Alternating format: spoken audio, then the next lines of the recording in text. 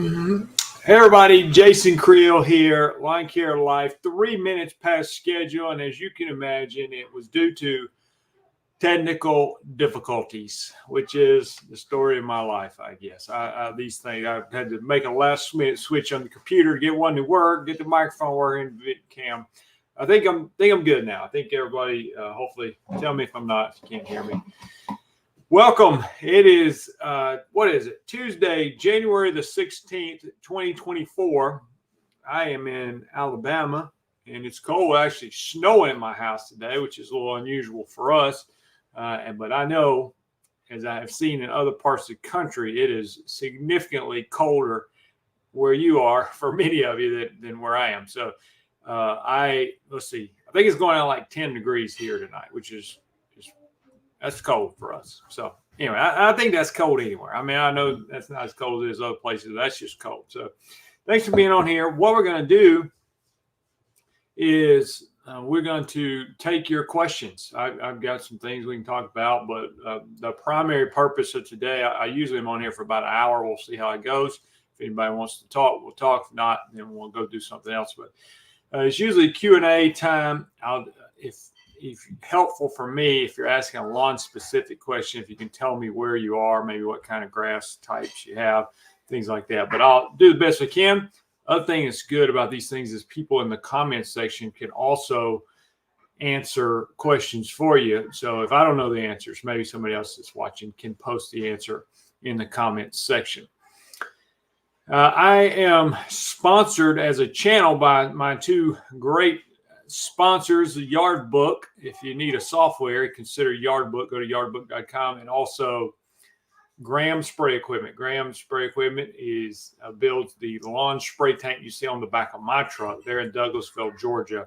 But you can check them out, grahamse.com, and see what they have to offer. And they custom build stuff too. So also, one of the things I wanted to mention early on here, we got the 2024 Lawn Care Life Conference is coming up February 23rd and 24th. So a little over a month away. This is the fourth time I've done a conference, and this one I've got about as many people signed up now as came to the last one. So signups are going great. Sponsorships are going great. We got Ferris, Exmark, Yard Book, the Landscaping Bookkeeper, Cress. Probably leaving people out. Milwaukee is donated a bunch of tools to give away, Milwaukee Tool, and we got Cujo's giving some stuff away. Anyway, should be a great time. So ask whatever you want. We'll get to the questions and we'll see how it goes. Oh, sorry. On the conference, if you want to sign up, go to lawncarelife.com, and there's a link that says conference. And I'll say this, use the code 2024. It's a Friday night and Saturday event, Springville, Alabama, near Birmingham. So if you need a hotel, you stay anywhere in Trussville, Alabama. That information is on the website. So go to lawncarelife.com, click on conference, and it's $229. But if you register more than one person, you get 10% off, and you can actually do both of these. Use the discount code or promo code 2024. So put 2024 in, you'll get 10% off. And if you register 2 or more people, you get another 10% off. That includes your meals Friday night and Saturday. Okay, Lawn Flip says, hey, Jason, you ever hired a company to run Facebook ads for your FWC? I have used a company to run Facebook ads. I've personally not been that successful at it, but I think it does work. And I'm not a digital marketing guru, so I don't know. Sometimes I hear people and they're running Facebook ads and Google ads and Instagram and YouTube and all that. I don't know the best combination of that. I would have to rely on an expert to do that.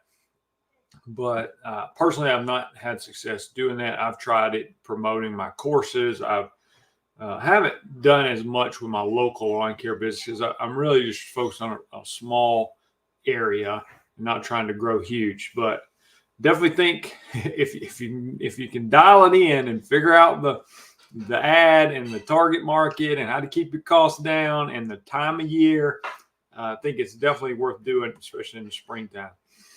In your podcast, I asked you about dichondra. Lots of research led me to atrazine. I've got good success, a low rate in the first app. I think the full rate in the second app will knock it out. Yeah, I mean, dichondra is like, if you're not familiar with that weed, it looks like a little bitty lily pad, sorry. And it's tough to control. And I didn't know that atrazine, maybe I don't remember what I told him, but I just know it's tough. But that's good to hear that atrazine is a good product for that. I'm actually been spraying atrazine on my lawns this winter. We'll start in January, round 1. I'm looking to possibly hire a marketing firm to push FWC on Facebook. They seem to think they can get a decent amount of clients, 20 to 30 in the first month. Yeah, I mean, like I said, I know people are growing their business. If you want to grow aggressively and fast, I think digital marketing, paid digital marketing, is probably about as good a thing as you can do as anything. I mean, as far as fast, aggressive growth. Other thing would be just putting out door hangers by the thousands. I mean, that is a lot of work. You can hire somebody to do it, but that's going to be a lot of effort. I've taken a little bit of a slower approach, which is a website that ranks well on Google and building relationships in the community. But yeah, I'm not trying to grow too fast. So that's part of what it goes there for me. Daniel says, hope you're doing well, Jason. Do you recommend to water your lawn every evening in the summer? I'm in South Dakota. We water on for about 25 minutes total with 7 watering zones. I don't know what the climate is like in South Dakota. Other than obviously cold this time of year, but I know for us, what we recommend to our customers is to water the lawn in the morning, and we definitely tell them not to water every evening. But yeah, I don't know how dry and stuff you are up there, so we tell people once a week, like 25 to 30 minutes per zone, and we tell them early in the morning, like put it at 4 or 5 o'clock in the morning. The reason is if you water in the evening time. Again, I'm more familiar with our grass types here, but if you water in the evening time and the water sits on the grass all night long, you're really creating an environment that's prone to fungus. So if you water in the morning and then you get the grass, the sun comes out, dries it up, and then you're a lot less prone to get fungus. So, and then the reason we say once a week versus every day, like if you're going to give, we just think about the natural cycle of rain that happens in the yard. Yeah, if you get a real heavy soaking rain once, it does a lot for your lawn. Where if you get a few afternoon showers, I mean, it helps, but is it really getting down deep in the roots? So I would say soak it really good versus occasional showers or everyday showers. Seen one of your past videos when you lay down some St. Augustine sod in a shady part of your property. How well did that spread for you? Well, the answer is depending on what part it is. I'm sitting here, as you asked that question, I'm picturing my yard. One area that was they got a decent amount of sun, the dirt was decent, it's done well, and it's basically filled in. Another area where I remember them dumping a load of gravel before, when I was having some work done in my house, they dumped a load of gravel there, and it doesn't get that much sun because under a huge oak tree, and it's still a gravel pit. It's not done as well. So I think it has a lot to do. It spreads. I mean, it definitely spreads. St. Augustine spreads, fairly fast, but I think a lot of it has to do with if you did a little prep work on the turf, that would have probably helped beforehand instead of me just throwing stuff out there. This is my friend James. He's a guest of the program, and James is my Herald sales rep and a friend, and he's helps me out a lot in the lawn care business. Change up smokes dichondra, make sure okay for your turf type. So yeah, Aaron, I don't know, maybe you could tell us what kind of grass. Oh, well, you're talking about laying down St. Augustine, so I don't know what type of grass you're dealing with, and you want to also maybe think too about the time of year, because I don't know. I sprayed some stuff last year in the spring and cold winters and things. So I don't know where you live and what kind of grass types, but you might want to just be careful and make sure that you're not going to turn your grass yellow for a while, because the centipede and St. Augustine can be real sensitive anyway, and even more so during a spring transition. How do you keep material costs low when onboarding a terrible lawn in the middle of the season? Blanket apps for grassy weeds and sedges can be costly. Is your mindset to eat that expense at first? That's actually a really good question. Not that the others are not good, but it's something I've been talking about with people. This very question of you got to make money, okay? And a lot of times you say, well, just pass the cost on to the customer. And I think that is true to some extent. You can't go crazy out overpricing what your competitors are pricing, because at some point people will leave you. You know, for example, I went with breakfast the other day to Chick-fil-A. Now, I'm not anti-Chick-fil-A. Chick-fil-A is fine. Well, we went to breakfast there, and I told my friends, I said, I hadn't been to Chick-fil-A in a long time. They said, why not? I said, too expensive. I'm not going to Chick-fil-A to, family. I got 4 kids. They go up at $50 to eat some chicken sandwiches. I mean, it is what it is. I'm just saying that's just me. They kind of push now. Now they're not hurting. A lot of other people still go there. So I'm not saying price your stuff according to the way I think about it, but there is a limit to how far you can go. So I actually did a video. I'm not even sure I published it yet. I think it comes out tomorrow. Okay. So I think there's a video coming out tomorrow. And on the thumbnail, I've got 4 different chemicals on the thumbnail picture. And I told the graphic designer who makes my thumbnail, I said, put a red X over 2 of them and put a green check mark on 2 of the chemicals.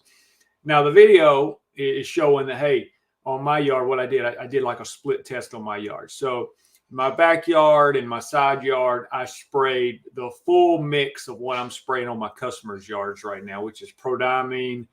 I'm putting a little bit of spectacle in there. I'm putting atrazine and 2,4-D or triplet, a 3-way herbicide. So putting those in there. And the question was, what I was asking in the video, I was like, sometimes when I'm out spraying these yards, it's like, I don't see a single weed. I mean, like, I don't see a single weed in the yard. And I just blanketed the whole yard with triplet and atrazine, which are not expensive products. But I'm like, if I didn't spray the whole yard, would anything have been different about as far as post-emerge standpoint? Now, I'm wanting to spray the whole yard anyway because I need to get that prodiamine down to help with crabgrass. I'm optimistic about the spectacle. It's going to help maybe with some late breakthrough of poa annua, or maybe even carry me into the spring and help with some other weeds going to be journeying. So I need to blanket the yard. I'm not questioning that.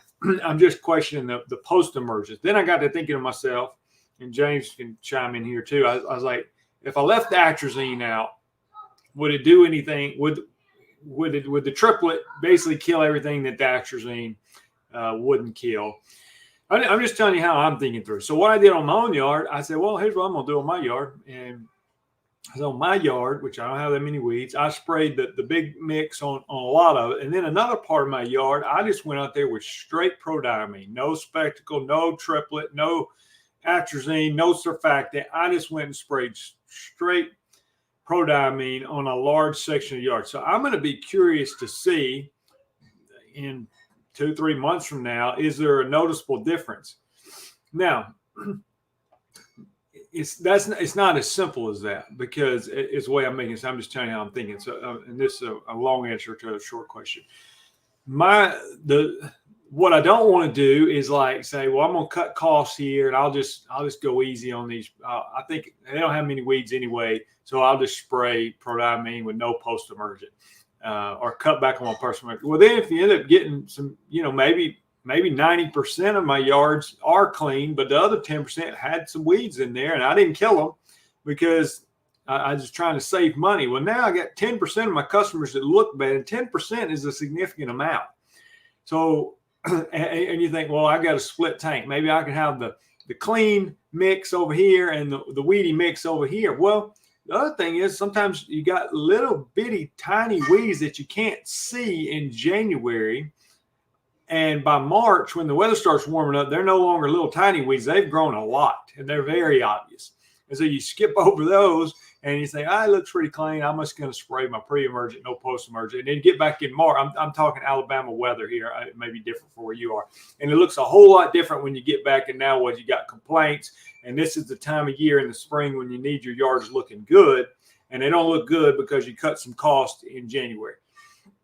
So lawn flip, I'm not directly answering your question, but just to let you know, I'm thinking through these things also, but I don't want to cut quality. I don't want to spend on chemicals just for the sake of spending on chemicals, but if I can, quality is most important, is what I'm getting at. But you can't just go crazy and dumping money in the tank.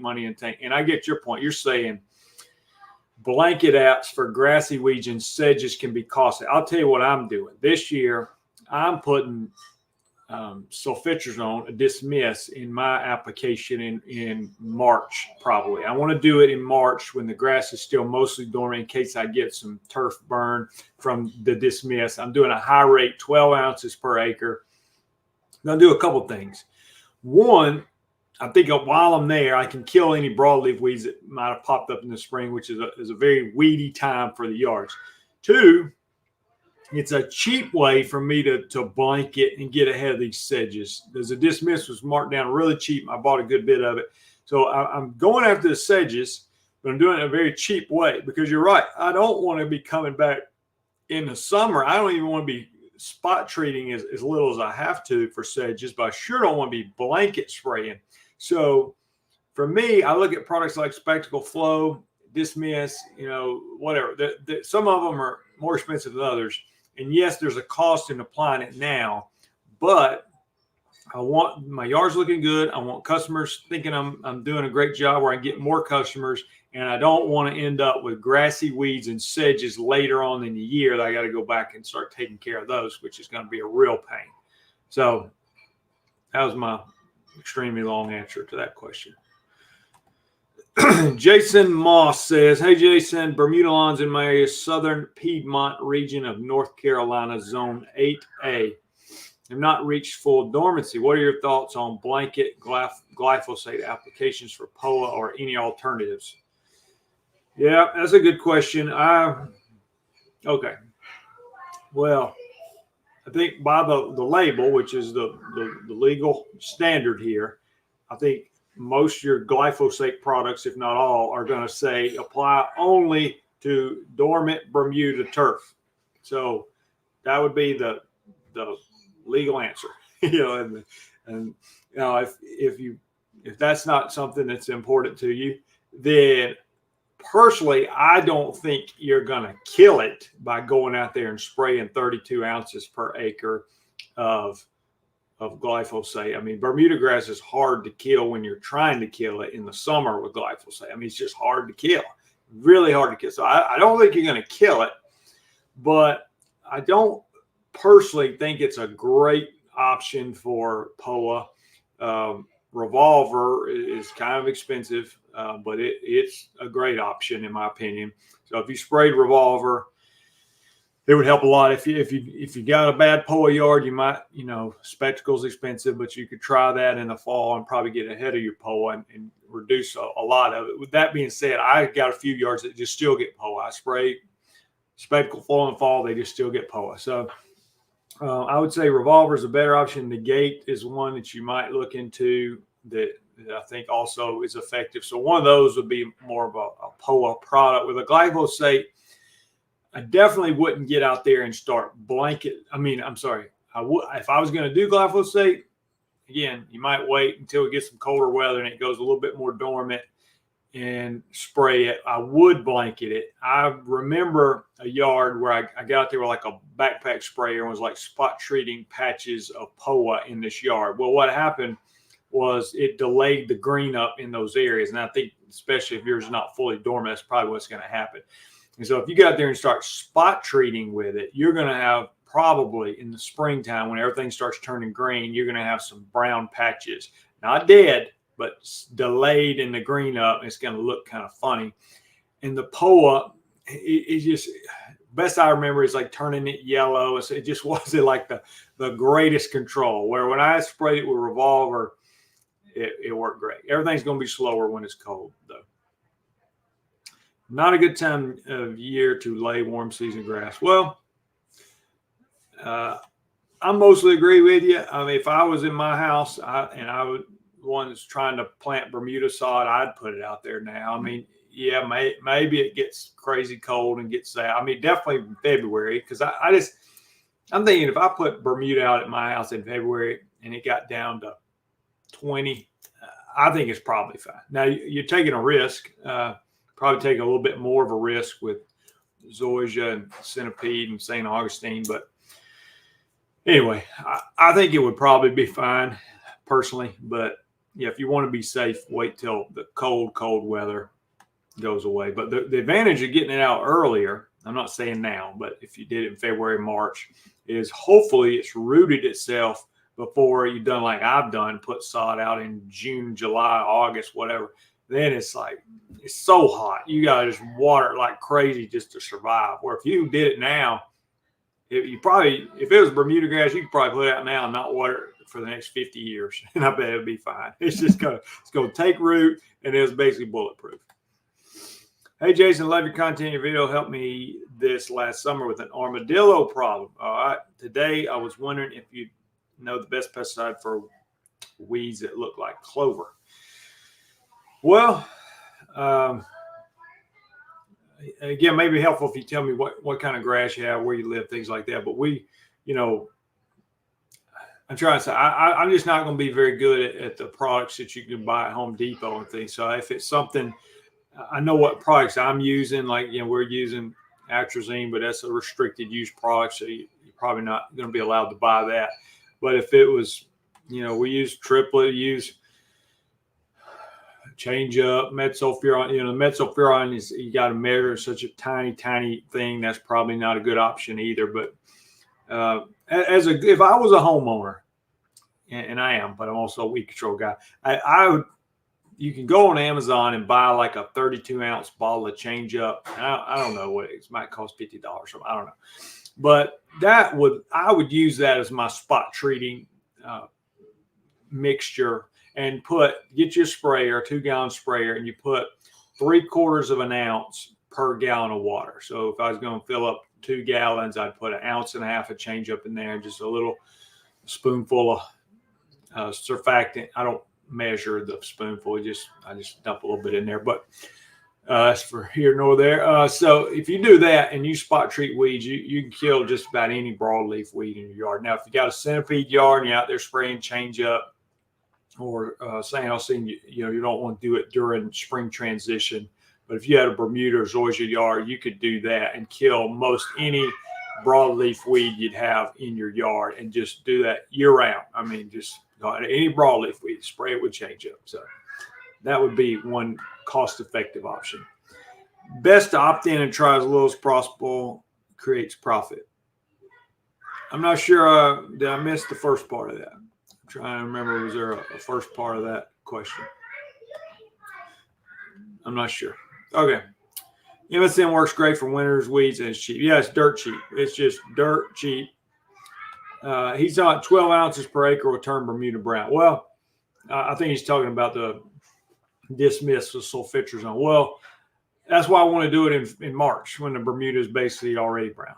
And because I think what I understand is it's going to carry on for a while and give me some control to last for a while. So I've sprayed high rates on my own yard in the summertime and been okay with just the slightest bit of damage. But yeah, it does. I mean, it does turn stuff brown sometimes. So I got to be a little careful, and that's why I want to do it the time of year that I'm looking at. I notice how you never mention Barricade as a go-to pre-emergent. Well, Barricade, I use Barricade is prodiamine, so I'm just using like a generic brand of it. But yeah, it's same thing, best I know. Daniel says, do you recommend to use an edger every time you mow the lawn, or once a week? I feel like I'm using an edger every time I mow. I mow in the summer about twice a week. I don't know I think you're in South Dakota. I don't know how fast your grass grows. I don't know how laterally your grass grows. To me, that's probably a personal recommendation. If you're the kind of person that, some people, men, for example, that have hair looks about like mine, but they'll go 4 or 5 months without a haircut, and I just like, for me, I get my hair cut about once a month, maybe. So it's just, if it bothers you that the grass is sticking a 1/4 inch over the edge, then you're probably going to need to edge it every time. But if you're okay with it and it's not the end of the world, that you go every other time, it's probably fine. Our grass, our Bermuda and zoysia, they just are real aggressive, laterally growing grasses. I'm picturing cool season grasses and thinking that they wouldn't be that much, that they would just grow more vertical and they're not spreading as much. So anyway, Daniel says, hey, Mr. Jason, long time no see. Good to see you on here. Thank you for joining. Y'all post some more questions if you want to. Take a little break here, take a drink until the question gets asked. Yeah, I'll tell you a little bit of what I'm doing. This year, I'm mixing up my program just slightly. Spring weeds were an issue last year, so I wanted to be able to get out there in March and April in case there's some spring weeds. And I was trying to balance that with my fertilizer. A lot of things going on. So anyway, this year I'm going with the Dismiss and a little bit of Spectacle in March and Metsulfuron. So I'm hoping the Dismiss and Metsulfuron, that'd be like kind of mixing my own blindside and spraying the yard. That should take care of a lot of broadleaf weeds. And the Spectacle maybe help with the Kalingas, help with the doveweed, things like that. And then come back and fertilize after that. Have you figured out how to kill Dallas grass? Drives me crazy. I'm thinking Celsius plus Revolver might be the best bet for slow die. Well, I tell you what, I tried some stuff this past year. I went on one of these Facebook groups where there's a lot of lawn care people and just seeing what they recommended. One guy, there's different people will have their formulas, and some of them claim this works great. It'll be dead in one treatment, all this. So I just take lightly what people say. But the one that I did try that worked for me really good, and I think it'll kill it in 2 apps. Tribute Total is great. Okay, so Tribute Total, I think Celsius and Certainty is also great. But if I had to go with anything, I put Tribute Total, and then I would put Dismiss in there, Sulfitrazone. And I'm trying to remember if that was all it was. I might have just put those 2 in there. And when I sprayed it, it really does a lot to it in one application. I'm doing a high rate. Okay, but if you do a second application 2 or 3 weeks later, if it's not dead after 2 applications, it's very, very close to dead. Okay, and I was doing this in the summer, which is a challenging time. So I think if I'd have done that in the fall, it would have killed it. You can do it in the fall, then I'm spraying glyphosate on it in the winter time, and just Celsius Certainty. I used to have this mentality that I was just going to ignore Dallas grass until the fall, and I try to work on it. I think now my theory is, and I don't take on yards that are just full of Dallas grass, but if they have a little bit of Dallas grass, my theory is just spray it every time you're there. Just keep spraying it. You're just weaken it, and if you just go out there and spray it with Celsius, to me, it's not enough to make it happen. But if I use that Tribute Total Sulfitrazone, it does some damage. I think you're taking some years off of its life, and so you go back and spray it again the next time, spray it, and over time, I just feel like it goes away. But if you was really trying to kill it and you was able to do 2 apps of that 3 weeks apart, that's the best combination I've found so far. Like, someone else recommended that. I had snow flurries around 4 a.m. near Pensacola. Oh, man. We're up just north of Birmingham. We had snow. I guess you'd call it snow. It wasn't a lot of snow, but there was a little bit of snow falling and a little bit sticking. Just didn't last long.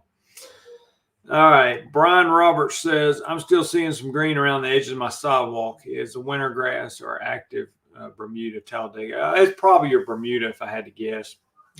Or it could be POA this time of year. You may have, if it's like green, about February, if you start seeing some really green yards in my area, it's usually POA. It's not the grass being green. But if it's around the edge of your sidewalk, I wouldn't doubt if it's just the sun heating up the sidewalk during the day and keeping those areas greener. than the part that's out in the middle of the yard. But yeah, that's if it looks like Bermuda. If it looks like a totally different grass, it could be some POA that's still kind of small in that area. So it's hard to say without looking at it myself, but it could be either one. Well, I appreciate you guys being on here, and we'll stay on here if we need to, and not if we don't need to. But I'm excited. I'll just tell you a little bit of what I'm thinking about doing on YouTube this year. And it's always, I had a thought the other day. I think this is beneficial. I have kids, and my kids, like a lot of kids, they want to stare at televisions and iPads and all that. Like a lot of dads, don't want them to do that. So we do that, but I'm trying to minimize it, and trying to minimize it for myself. I actually just got to listen to this audiobook. It's called The Relentless Death of Hurry, or something like that. That's not the exact title, but it's something like the intentionally getting rid of hurry. This guy was all about kind of minimalizing your life, and he was big on getting rid of not letting cell phones and technology and email and social media consume you. So I love that. I thought that's great. And I thought, what I don't want to do this year on YouTube and on Instagram things, I don't want to create content that I consider a total waste of somebody's time. Now, I've done that in the past. I'm very guilty of that. Not the majority of my content's not that. But I said, you know what? I want to make a commitment the best I can to not post a video unless it's going to have actual real value for somebody, and not value in like, look how stupid that was. But the catch is the stupid stuff sometimes gets a lot of views. I don't want to do that. I don't want to add to what I consider a societal problem already of just wasting time looking at stupid stuff on YouTube. So the point being, I want to post content that I think is actually helpful to real people who want to know about their lawn or want to grow their lawn business, whatever. So that may in some ways hurt my views. I don't think it will, because I think if I just focus on real content, then I'm going to actually attract more subscribers who will grow in trust, knowing that when I go watch one of these videos, I know it's not going to be a waste of my time. So I want to update you that. Now, the tricky part about doing YouTube and things like that is you do need people to watch it. So I can make like a boring video that 4 of you might find really, really interesting and great. But if it only got 4 people interested in it, it's not going to do good. Ultimately, that hurts your channel long term. So I'm trying to do things that are engaging, but that also teach you something. Yeah. And it appeals to a broad audience to some degree. So what I think I'm going to do this year, I tried this last year, but I didn't get to do it as much as I hoped to. I wanted to, starting in February, which is not long from now, I want to find some yards that haven't been treated in a while and they're full of weeds. And I want to spray those yards. And I want to, I don't know if I'm going to do a multi-part video or just drag the video out for months and not post it till the summer, whatever. But I want to kind of show you the process of how I take this ugly yard that looks terrible and how I can transform it and make it look like a good looking yard by the summer. And again, that may be a multi-part video. But I think if I do that, not some just to say, oh, wow, look how much better it looks. And that'd make a good thumbnail, show the ugly yard here, the pretty yard here. But not just that, but like explain how I did it, to teach you what I did. So you see it, you get the visual effect of it, but you also get the part where it's like, you actually learn how to do it for your own yard and see kind of the thought process of what I'm doing. Why did I put that product on there? What was the reason I did this at this certain time?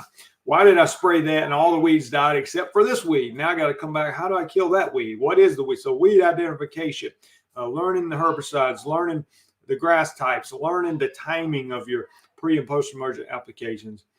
So I want to do that. Now I can't do that all year long because you got like a window of time when the yards look really nasty. And after that, people start mowing the grass and they look a little better. I want to also do more just testing herbicides. I like doing this for my own sake. If I got a weed in the yard, somebody said something about killing clover a while ago. Well, if I took 5 different products and sprayed 5 different clumps of clover with 5 different products, we would see on the video which one worked the best on clover. Now, does that mean that's the only product we need? It may work great on clover, not work great on something else. So sometimes you may get a product that's pretty good on a lot of weeds, and that be the product you use a lot, versus one that's like great on one weed but terrible on these other weeds. But I think those comparison videos are helpful for me versus others. Another thing I want to do was maybe do some like professional products versus homeowner grade products. And so if I got some product off the shelf at Home Depot, which a lot of times might have the same active ingredient, a little bit different formulation, spray, then compared it with a product that I would use in my business and just test the results out. See, just show you. I mean, not like a perceived, not trying to show that one's superior or worse or whatever, but just let's see. I mean, maybe the homeowner product does great, maybe it doesn't, but it'd be good to know and to see the results on the video.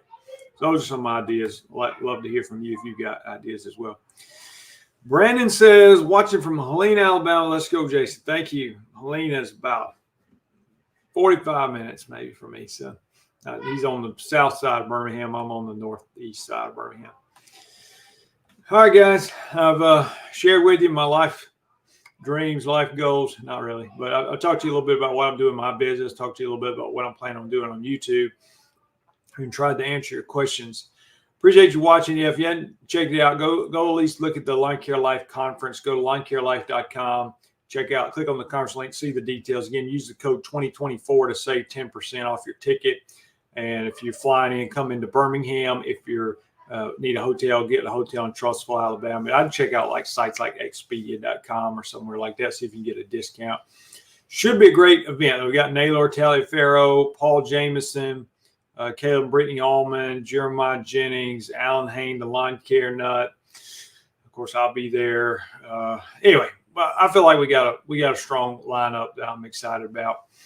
And it's good. Check that out. If you want to get in weed control and fertilization like me, go to lawncarelife.com and check out the Weed Control and Fertilization Academy. Now, that's for mostly people with warm season grasses. Somebody that was like mowing grass, I want to get into weed control, Jason. You know, how do I get started? Then I would recommend that course. A lot of people are taking advantage of that. There's also like pricing charts and things of that nature. All right. Michael says, hey, Jason, thanks for the content from Griffin, Georgia. What's your recommendation on fire ant treatments? What product, how often, price per 1,000 square feet?